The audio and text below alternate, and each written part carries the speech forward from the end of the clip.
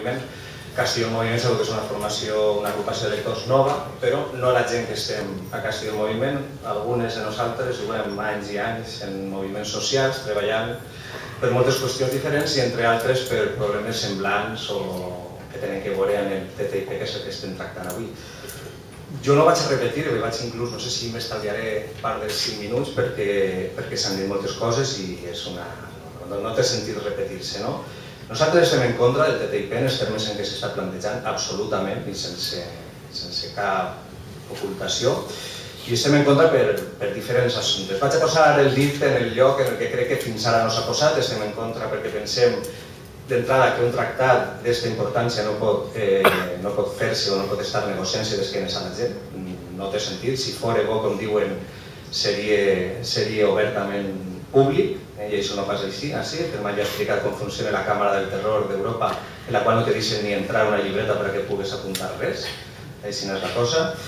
Per les qüestions, estan posant el tema dels arancels, temes comercials i tal. En aquests moments probablement els arancels siguin el menys important de tot el que s'està negociant.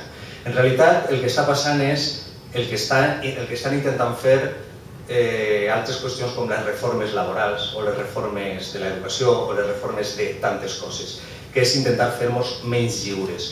Aquest tractat en realitat el que està fent és intentar saltar-se per damunt qualsevol normativa estatal o europea a la qual estem sotmesos nosaltres, que és la nostra Constitució, els nostres estatuts i les nostres inclús normatives municipals. Això és el que està intentant el TTIP. A més, en paraules del comissari de Comerç, el que pretenen és que no hi hagi entrebancs, que no hi hagi cap trava als inversors internacionals. És a dir, el que volen carregar-se directament és la llibertat de les persones, perquè ja ho han explicat, hi haurà un tribunal d'arbitratge que dirimirà en aquestes qüestions qui té la raó. I qui té la raó en què? Que l'Ajuntament de Castelló vulgui recuperar qualsevol servei que ara està privatitzat, que el faci públic, però que l'empresa que ho té privatitzat, que en aquest cas normalment entraran empreses multinacionals, ja ha passat en Canadà, que un poble va decidir recuperar per la gestió pública la recollida de fem i la multinacional que se dedicava als serveis en Canadà, que era una estatunidenca, en funció del conveni que tenen,